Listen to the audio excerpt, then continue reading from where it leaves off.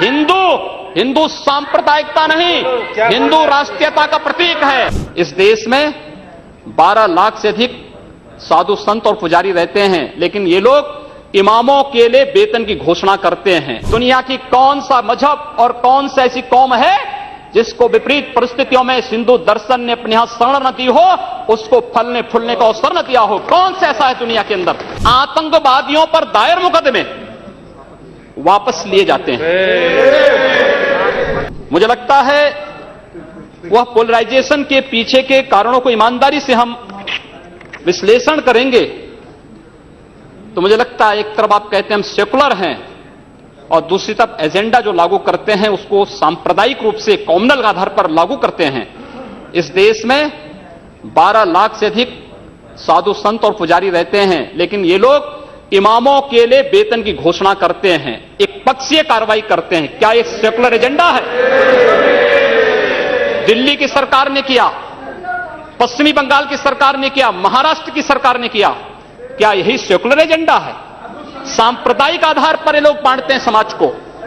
और महोदय, उसी प्रकार से इन लोगों ने उत्तर प्रदेश की बात करता हूं, वहां पर जो योजनाएं हैं उसमें 20% मुस्लिम आबादी के लिए आरक्षित कर दिया गया।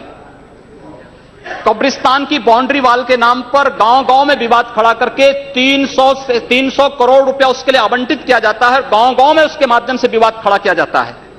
सुप्रीम कोर्ट कहता है कि किसी भी सार्वजनिक संपत्ति पर, मंदिर के नाम पर, मस्जिद के नाम पर, किसी भी अन्य उपासना विधि के नाम पर, मदरसों के नाम पर या मजारों के नाम पर कब्जा न मत करने दो। उससे भी खतरनाक स्थिति, आतंकवादियों पर दायर मुकदमे वापस लिए जाते हैं। आतंकवादियों पर दायर मुकदमे वापस लिए जाते हैं। इस देश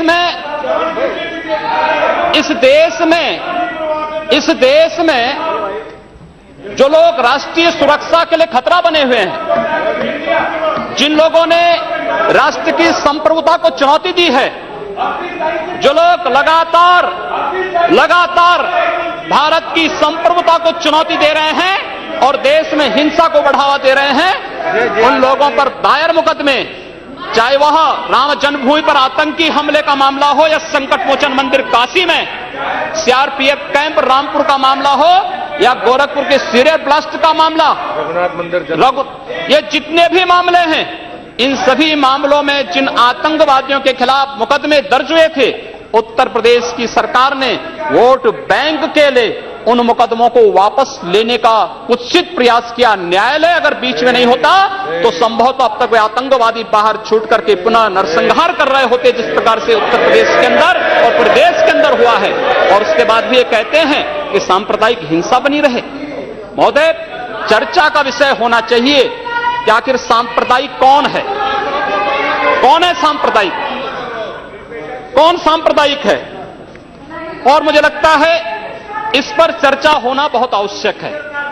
दुनिया की कौन सा मजहब और कौन सा ऐसी कौम है जिसको विपरीत परिस्थितियों में हिंदू दर्शन ने अपने यहां शरण न दी हो, उसको फलने फूलने का अवसर न दिया हो? कौन सा ऐसा है दुनिया के अंदर? लेकिन आज जिस हिंदू दर्शन ने सबको शरण दी, सबको फलने फूलने का भरपूर अवसर दिया, आज जब उसी के खिलाफ षड्यंत्र होना प्रारंभ होता है तो उसे एकजुट होना तो पड़ेगा ही। और मुझे लगता है इन लोगों के कर्मों का फल है कि पूरे देश का हिंदू जनमानस आज इस बात के लिए तैयार हो रहा है कि उसके खिलाफ आज शासन तंत्र से जो षड्यंत्र हो रहे हैं उसका जवाब अपने स्तर पर देना ही पड़ेगा। और आज वही स्थिति सामने आई है। महोदय, मैं पूछना चाहता हूं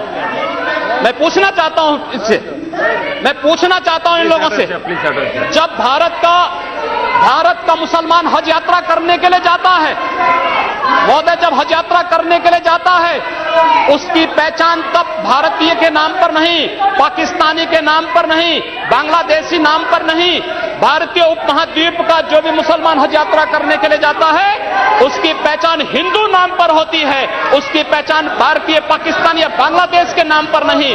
लेकिन अगर उसी हिंदू पहचान को हम इनके ऊपर यहां पर लागू करने का प्रयास करते हैं, इनको बुरा लगता है। हिंदू सांप्रदायिकता नहीं, हिंदू राष्ट्रीयता का प्रतीक है। और भारत की राष्ट्रीयता का प्रतीक हिंदुत्व को बदनाम करोगे उसकी कीमत चुकानी पड़ेगी इन लोगों को।